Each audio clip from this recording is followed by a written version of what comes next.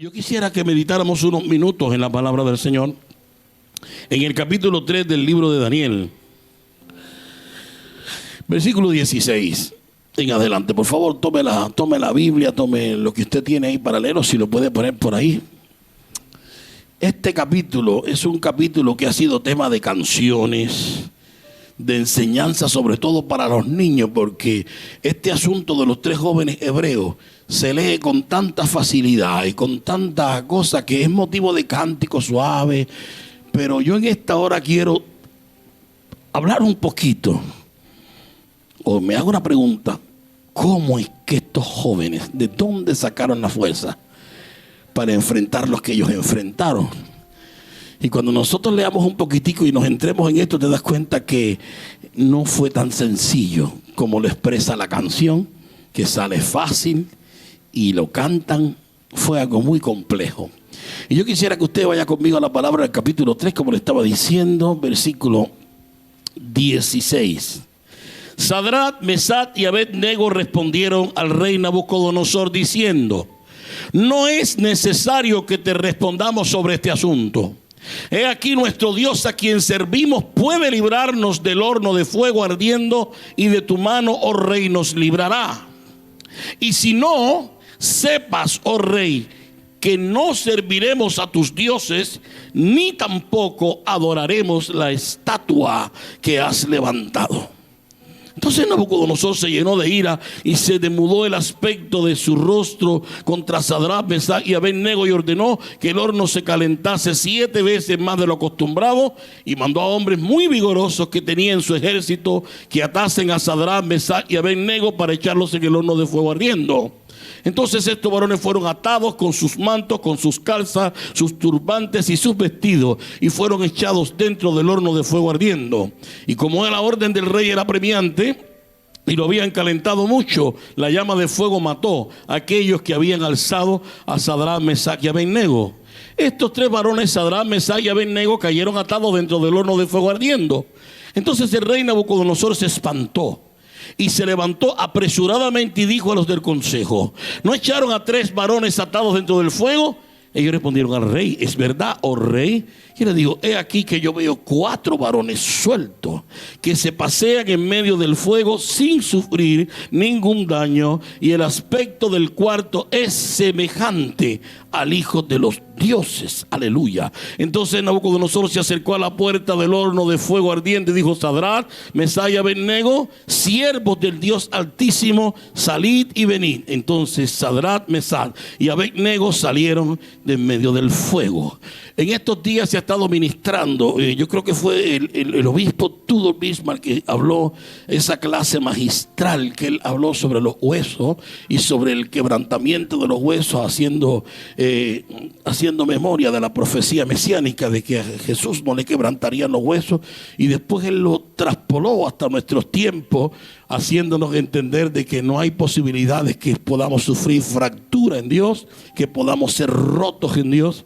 Y yo vengo por esa misma línea, y yo tengo un tema que dice: no estoy apto para romperme. Y yo quiero iniciar en esta hora hablando y estudiando un poco lo que aquí está sucediendo. ¿Cómo usted puede pensar cómo es posible que estos 3 jóvenes, en las condiciones en que ellos fueron llevados a Babilonia, tuvieron fuerzas para enfrentar a un hombre como este? Para usted poder entender el valor de lo que aquí sucedió, tiene que entender, en primer lugar, la personalidad de Nabucodonosor. Nabucodonosor no era cualquier rey, no era cualquier persona. Nabucodonosor era un ególatra enfermo, era un narcisista y era el tirano más terrible de aquellos tiempos. A los 17 años de su vida, él conquistó Nínive, una ciudad que no podía ser conquistada, y a los 25 años ya había conquistado todo lo que se conocía como el mundo de aquel tiempo. O sea, como decimos nosotros con buen cubano, Nabucodonosor no era jamón, era difícil. tan tremendo que Babilonia fue conocida en tiempos de Nabucodonosor por las horribles torturas que le infligían a aquellas personas que eran tomadas como rehenes de guerra. Entonces es importante que entendamos también, aparejado a esto, que la perspectiva, la mente que había en el Antiguo Testamento, tanto para el pueblo israelita como para los pueblos profanos, la idea de que las batallas no se hacían batallas midiendo fuerza entre ejércitos, sino era una batalla que la concepción estaba en que el Dios verdadero era el que le hacía ganar la batalla. Entonces esto traía a la mente de los hombres que iban a la batalla la idea de que el Dios verdadero les libraría de las batallas. Entonces cada vez que iban a ir a las batallas, usted ve por eso que antes de ir entraban a sus templos, hacían sus sacrificios, sacaban a sus deidades, como mismo hacía el pueblo de Israel. Delante del ejército iba marchando el arca, y era porque había un sentido en aquellos tiempos que era una guerra más bien ideológica de dioses. El Dios verdadero era el Dios que le daría la victoria. Ahora, lo interesante del Dios de la Biblia, del Dios nuestro que nosotros adoramos, es que desde que Él se manifestó al hombre, jamás permitió que se tuviera una idea perceptible de su grandeza y de su poder, diciéndonos que solamente Él era espíritu y solamente a Él se podía buscar en espíritu y en verdad. Entonces, ¿cómo es que se maneja el asunto de vivir en Dios, de avanzar en Dios? El Espíritu de Dios nos habla a nuestro espíritu por el puente de la fe. Y entonces es que le podemos decir a nuestros sentidos naturales que el Dios que nosotros tenemos es el Dios verdadero. A diferencia de otros dioses, el Dios nuestro jamás permitió, repito, que se tuviera una idea perceptible de quién era, porque los seres humanos siempre tendemos a llegar en nuestra mente de lo poderoso que es aquello que nosotros podemos percibir cuán grande es. Entonces, cuando usted entiende que el Dios nuestro es un Dios omnipotente y se presenta como un Dios omnipotente, la pregunta es cómo usted puede enmarcar en una imagen la grandeza de un Dios tan omnipotente. Entonces, la idea, el concepto era que la percepción no podía ser natural, porque iba a estar subeditado a lo que los ojos pudieran ver, o a lo que las manos pudieran tocar, o a lo que los sentidos naturales pudieran expresarse. Dios es espíritu, así se reveló y así habría de ser hasta nuestros días. Fíjense si es así que la Biblia dice que el Espíritu Santo intercede por nosotros con gemidos indecibles. ¿Cómo usted puede explicar un gemido indecible? No es grito, no es llanto, no es algo que se puede percibir. Yo no sé si usted está conectado en esta hora al decirle que cuando Dios quiere tratar con nuestro espíritu sin grito y sin escándalo, usted siente en el corazón que hay algo que le está hablando. Usted no sabe cómo es, no siente la voz, porque no todo el mundo tiene la capacidad, o no todo el mundo hemos tenido la oportunidad de oír la voz audible, gruesa como trueno de Dios, pero sí hemos podido percibir en el interior de nuestro espíritu que hay algo. Cuando está bien, sentimos algo de la aprobación de Dios por allá adentro, pero cuando estamos haciendo lo incorrecto, no sé si a usted le ha pasado, pero a mí me ha pasado que viene un peso a mi espíritu, viene algo como que me muestra que lo que está pasando no es correcto. Entonces, así usted puede entender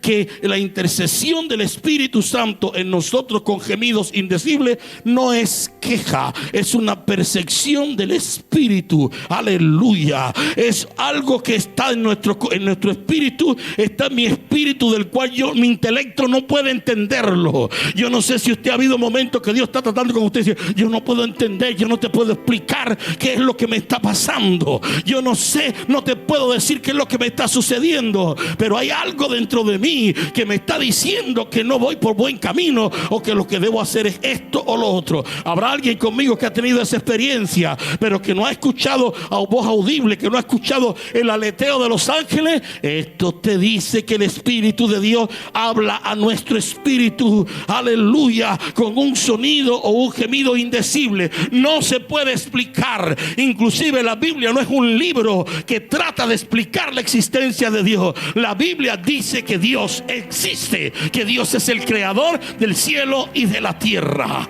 Amén o no amén. Tenemos la experiencia entonces que Elías está por allá y dice que viene un terremoto y viene un viento y todo. Y cuando pasó dice: no sentí nada, pero de buenas a primeras un silbo apacible. Esto no se sabe qué cosa es. Imperceptible, espiritual. Aleluya. Y él puede sentir y dice: y Dios estaba ahí. Aquellos que necesitan elevar su fe con escándalo, con gritos y con vítores, te digo, no es así. Eso otro es complementario.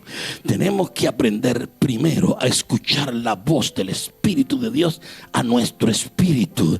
¿Y sabe por qué es necesario que esto sea así? Porque hay que prepararse para el día malo. Y en el día malo es cuando tenemos que tener muy clara la idea de que lo que nos habla el Espíritu a nuestro espíritu, porque ese día no hay erizamiento, ese día no hay brinco ni salto. Ese día es usted con la prueba, con la lucha, se enfrenta a las dificultades. Ese día no habrá un profeta que hable con voz audible. Ese día no habrá un terremoto que te diga: yo estoy aquí. Ese día tendrás que haber descubierto que tu espíritu está conectado con el Espíritu de Dios, para que le digas a tu mente que está mirando cosas que no son la realidad que Dios quiere que tú veas y entiendas: mi Dios no está diciendo esto, hay más que esto. Dios es más grande que lo que estoy viendo. Dios es más grande que lo que estoy escuchando. Alguien conmigo en esta hora de la noche: Dios es más grande que lo que me acaban de decir. O puedo preguntarles también: ¿cómo yo puedo tener una paz que sobrepasa todo entendimiento humano con una percepción intelectual de Dios? Si la paz que sobrepasa todo entendimiento humano no se puede explicar, no hay manera, nadie puede explicarla. Por más que lo digas, se te enredan las palabras, se te corta, no puedes explicar. Y la Biblia dice que hay una paz en nosotros que sobrepasa todo entendimiento. Aleluya. Yo no puedo explicar lo que me pasa en medio de la tormenta, en medio de la guerra, en medio del dolor desesperado. Lloro con mis ojos, pero percibo que más adentro hay algo que yo no puedo explicar, que si no tuviera Cristo estuviera loco. Pero a pesar de que sufro, a pesar de que lloro, tengo una tranquilidad por allá adentro que no te puedo explicar de dónde viene. Esa es la paz que dice el Señor, que sobrepasa todo entendimiento humano. Alguien conmigo está aquí en este día. Razón tenía Jesús cuando dice: mi paz os dejo, mi paz os doy. Yo no la doy como el mundo la da. Yo no la doy como el mundo la da. Si la paz que Él te da tiene que ser una paz espiritual que tu mente ni siquiera puede comprender, ¿cómo estamos tan tranquilos cuando las noticias vienen fuertes y cuando los problemas con nuestros hijos y con la gente que amamos nos arañan la pintura? ¿Cómo puedo tener paz espiritual en medio de tanta cosa?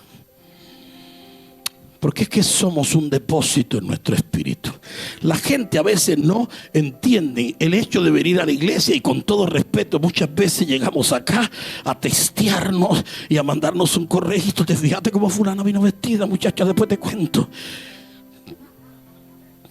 Y no le dan importancia a la reunión de los santos.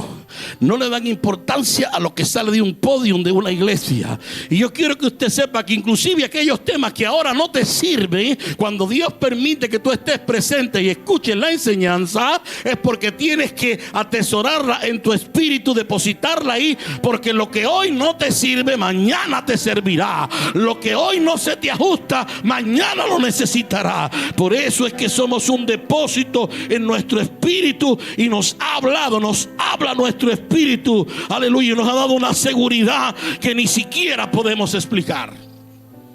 Esa es la fe. Eso es el trato de Dios interior con nosotros, más allá de toda cosa que no puede ser explicada. La fe no puede ser explicada, la fe no puede ser razonada. Si tú tratas de razonar la fe, te pierdes.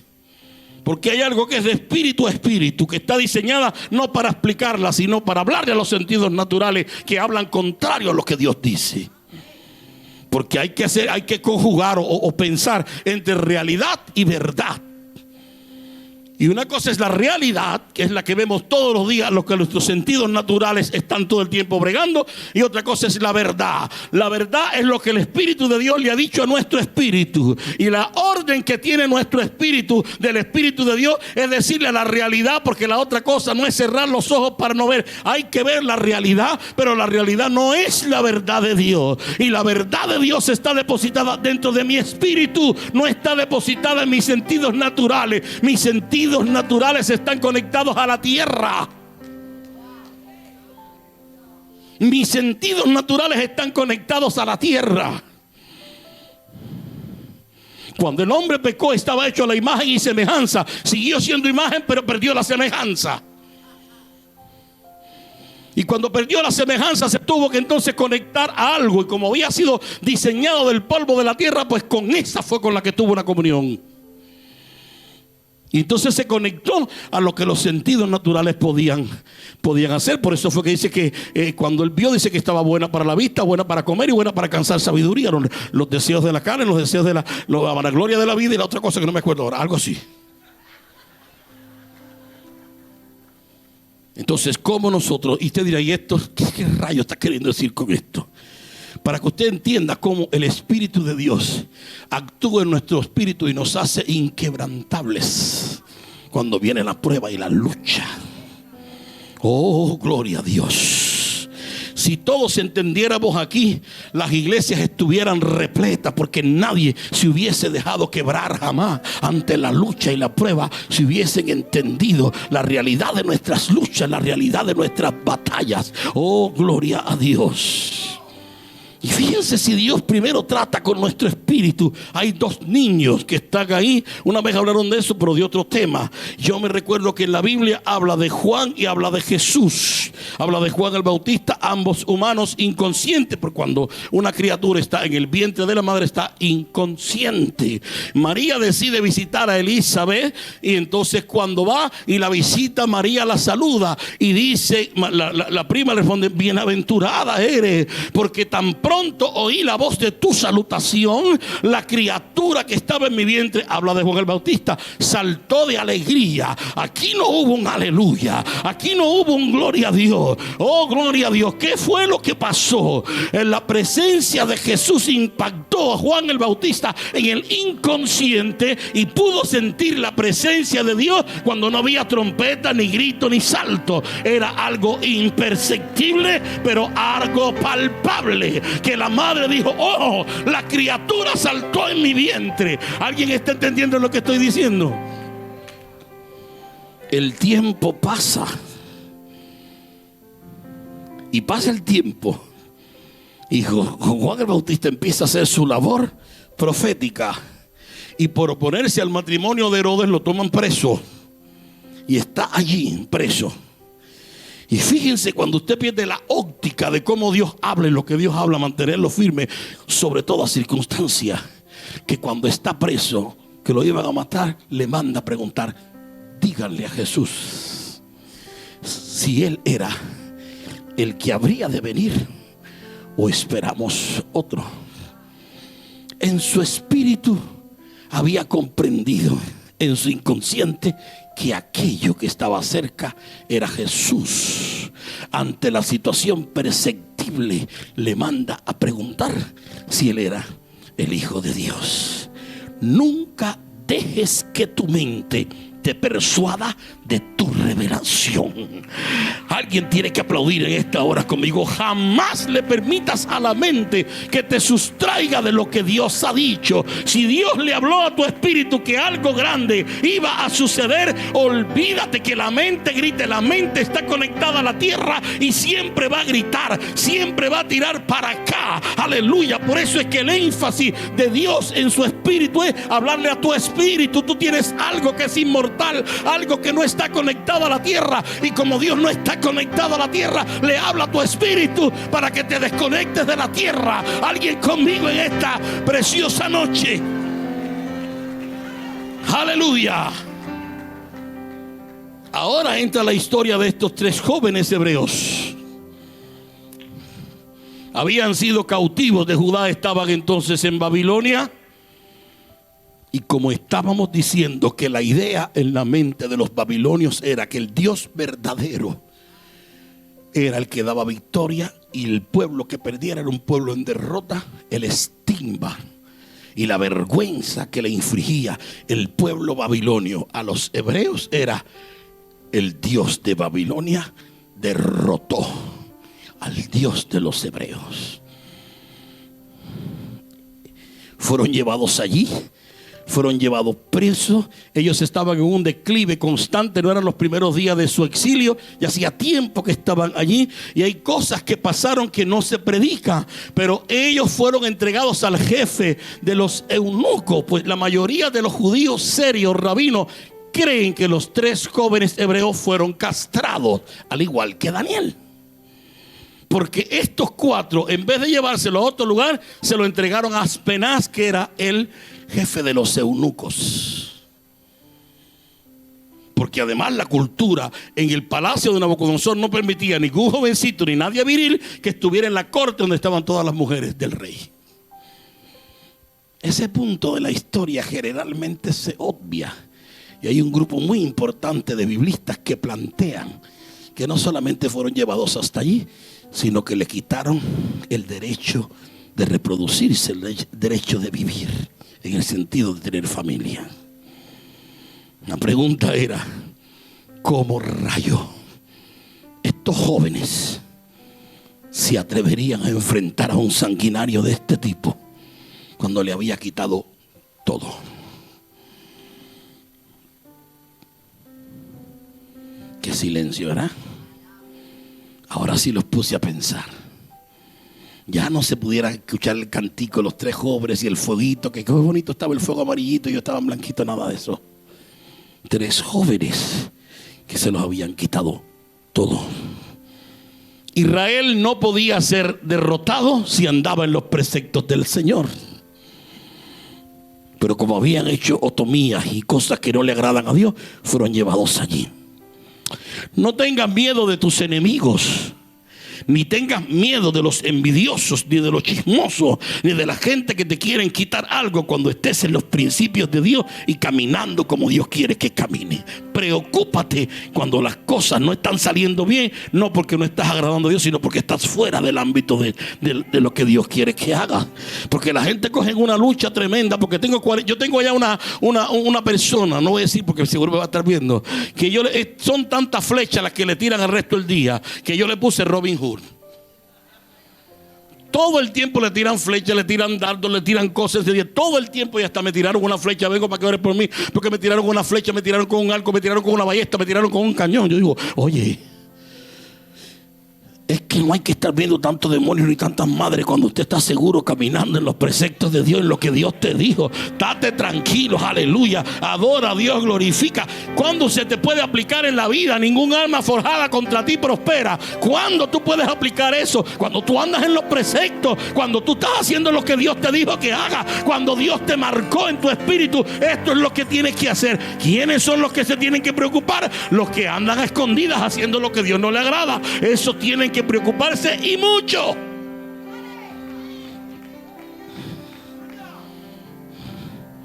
Si no tienes enemigos naturales, ¿sabes qué? Entonces no eres interesante. La gente de propósito tienen enemigos. La gente de propósito lo sigue gente que quieren envidiar lo que uno tiene. Porque pelear las peleas y que se le hagan callo en la rodilla, eso no le gusta a todo el mundo, ¿sabe? Los éxitos en la farándula y en la fiesta, todo el mundo te acompaña, pero en el tiempo difícil no estás con gente que te acompañe, ¿sabe? Entonces no nos preocupemos tanto por los demonios que sonaron en la esquina, ni por una cadena que sonó por allá, una caldera que se te cayó en la casa. Eso es un demonio. Si tú estás caminando en los preceptos de Dios, ríete y gózate, porque te alcanza la palabra que ningún arma forjada contra ti prospera. Te repito, preocúpate si estás fuera del ambiente de Dios. Aleluya. Estos jóvenes habían perdido prácticamente la batalla. Habían sido sacados de su tierra natal. Pero Nabucodonosor se encarnó que fuera lo mejor lo que trajeran allí. La pregunta es, ¿de dónde vendrían las fuerzas para decirle al rey: no vamos a adorarte, tu estatua, ni nos vamos a inclinar? Contextualice 3 jóvenes. Vamos a añadirle castrados. Tiempo de estar allí.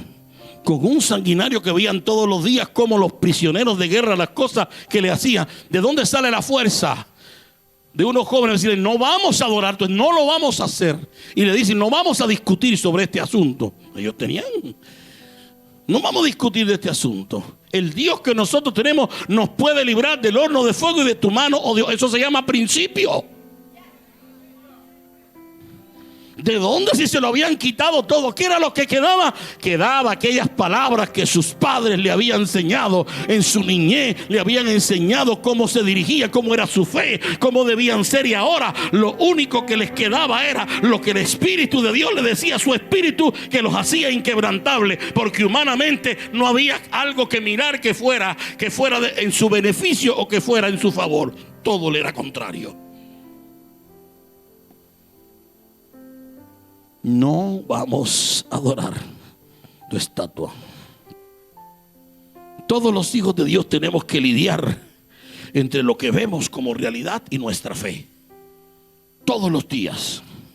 Aquí no puede haber nadie en esta noche que diga que tenga complejo de víctima, porque a mí me pasan las cosas más feas. Aquí todo el mundo tiene un cuento que nadie cuenta. Hay una parte de la historia de nuestras batallas que nadie cuenta, que tiene que ver conmigo y con mi Dios, contigo y con tu Dios. Pero aquí en esta vida, como dice un buen dicho cubano, a cada Napoleón le toca su Waterloo, y a cada persona le toca sus momentos difíciles y le toca sus momentos tristes. Lo que pasa es que hay algunos que tenemos la habilidad de no llorar en público, lloramos en secreto, y allá le pedimos a Dios. Y a veces tenemos que ponernos en pie cuando hay un pueblo que nos está esperando trayéndonos una palabra, y tenemos que sacar del recurso de nuestro espíritu: Señor, humanamente no puedo, no tengo palabra, no sé cómo sostenerme. Me sostiene solo lo que me dijiste, que ibas a estar conmigo todos los días hasta el fin del mundo. Eso me sostiene. Alguien aquí conmigo puede aplaudir en esta hora si lo cree.